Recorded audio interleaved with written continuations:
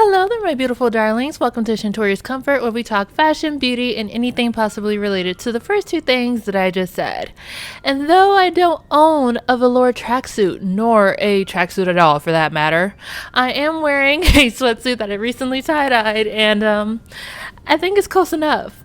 Juicy Couture is the topic of today's video. I will be talking about the brand's history and another famous Y2K brand that is known for the velour tracksuit that I would also purchase one from, by the way.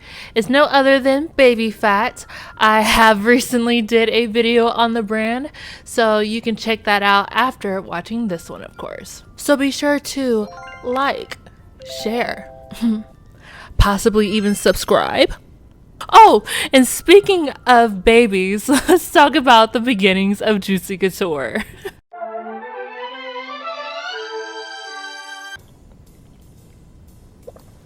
Gotta have some tea for these vocal pipes. I'm gonna be talking a little bit today. Oh, by the way, it's Zen tea from Tazo. I think that's what it's called, Tazo, the brand. Okay, let's continue. The founders of Juicy Couture, Pamela Scott Levy and Gila Nash Taylor, first met while they were working at a boutique in 1988. However, this was not the duo's first brand together. Travis Jeans was a maternity clothing line birthed from Nash Taylor once she had made pants out of her husband's jeans when she wanted a more elevated and fashionable style of maternity clothing. So now you guys understand my transition, my very awkward transition. Though a pair of jeans from this brand cost $89, they did become popular and soon expand into a full maternity clothing line in the 1990s. The duo soon decided to pivot in 1994 into making the perfect V-neck shirt, focusing on fit, color, fabric, and comfort. A year later, the shirt was released underneath the Juicy Couture label, coming in 26 colors. Now, I know by me saying this that it sounds like it came in 1995. I'm not 100% sure when this brand was founded. Because in some websites it says 1995 and others it says 97. Even when you look it up and when you start typing it in, Wikipedia, the first thing that will come up is the Wikipedia search, and it says 1997. I don't know why they say 1997. Maybe that's when they fully did the logo and everything or started promoting it. I don't know. It's either 97 or 95. You decide. What I do know is that Scott Levy and Nash Taylor wanted to create a brand that was just as focused on comfortability as it was elevated. Juicy Couture launched after the recession of 1990 to 1991. The U.S. was experiencing great economic growth. People wanted lavish items, and bedazzled was all the rage. The founders looked to the 1960s and 70s for clothing inspiration, making tops and bottoms out of terry cloth, which is known to be an absorbent and thick fabric. And according to what is on Joann's website, terry cloth is good for burp towels, reusable diapers, bathrobes, towels, and wrist and sweatbands. And you know what goes good with sweatbands? Tracksuits. Juicy Couture debuted their tracksuits in 2001, wanting to create a tracksuit that is as flattering to the body as possible, having the pockets cut in a way that cinches in the waist. The tracksuit first had an elastic waistband. Of course, elastic kind of wears over time, and so they switched it over to a drawstring, which was much more towards what they were looking for. So they used terry cloth back then, and I also want to find out, if they still use it or not. And I saw, after searching for it, that at least for a specific collection, that they use recycled cotton and polyester. And also, I checked on their website to see if they say it's recycled cotton and polyester as well. But it says that it's made from 95% polyester and 5% spandex. I don't know if it's recycled polyester. I'm sure they would have said that if it was. So, I mean, I'm going to need for them to do better if it's not recycled polyester. Even then, polyester is man-made. It doesn't not easily break down, not that biodegradable. So let's protect this planet. Let's try to make it healthy. Let's do better. Global warming is a real thing, and we don't want to be living with the animals soon. It's about to literally be Noah's Ark in this camp. Okay. Oh my god, wow, I have no idea where that came from. Now, this tracksuit had a $155 price tag, and Juicy Couture used what we call today influencer marketing, which they mailed the tracksuits to celebrities that they felt best fit the brand. And they were actually one of the first brands to ever do this. The tracksuits were famously worn by Paris Hilton, who is basically the face of Juicy Couture. Let's be real.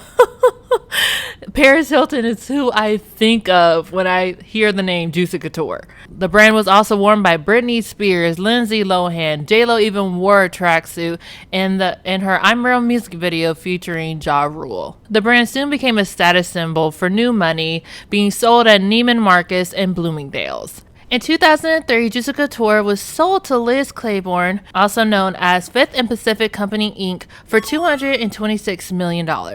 And underneath their new ownership, they reached $500 million in annual sales and opened their first brick and mortar location in Caesars Palace, Las Vegas in 2004. By 2008, they had 100 stores and reached $605 million in net sales. As we all know, that momentum did not last long due to the 2008 recession and the quick shift in trends. In 2009, sales fell 11% year after year, soon leading to the closing of the stores, and the founders soon left in 2010. Juicy Couture then was sold to Authentic Brands Group, aka ABG, in 2013 for $195 million. The brand then was exclusively sold in Kohl's. Now, I don't know about you, but I love shopping at Kohl's. Also learned that ABG owns the licensing rights for the estates of both Elvis Presley and Marilyn Monroe. Like, that's so cool. Authentic Brands Group still owns Juicy Couture to this day, and they hired celebrity stylist Jamie Marahi as the new creative director. Jamie Mizrahi. I apologize for my mispronunciation. In 2016, the brand had a collaboration with Bettermans, debuting their Spring 2017 collection, having a price range from $30 to $400. And I don't know about you, but that's a big jump in price. Paris Hilton even helped with the promotion of their New York fashion party, so that was kind of cool to learn. The brand even collaborated with Urban Outfitters to expand their audience and regain some popularity. Juicy Couture had their first fashion show in 2018, presenting outerwear, dresses, and of course, tracksuits. And due to the 2020 pandemic, everyone was forced to stay indoors, making loungewear and athleisure wear the thing that people actually reach for in their closet. Also, trend cycles. Gen Z is getting older, they're reminiscing, so the 2000 style is back in popularity, but back in a new and creative, elevative way. I also remember seeing the Juicy Couture perfumes, and I recently saw at Sam's Club their perfume stand, and I had to take a picture of it. I just thought it was so cool. It just literally is just nostalgia for me. Juicy Couture even released 2 cosmetic collections, which I've never tried or heard of, but if you have, let me know down in the comments below. One piece of information I was not expecting to learn was back in 2016, the founders were expecting to get a TV show on Freeform. And it was being produced by the same people who did Gossip Girl and Mila Kunis production company. And I only found one article during my research about this, so I feel like it's safe to say that it's not happening, possibly. I did not learn until after filming this video that the founders published a book about building and the beginnings of Juicy Couture. So if you would like to read that, it is available to you wherever you read books. I'm sure it's also available on Audible as well. But even though they may not be getting their own TV show, I did recently see in the Ted Lasso finale that one of the characters, the CFO of Kaylee's was a PR firm, she was wearing a Juicy Couture's tracksuit, which was cool to see.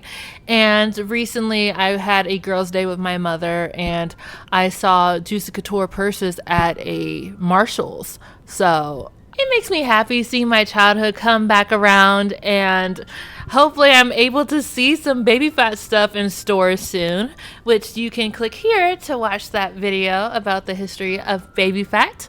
And I pray you all enjoyed this video. Be sure to like, share, subscribe. I pray you all have a blessed rest of your day, an awesome rest of your week, and remember to find comfort in being yourself.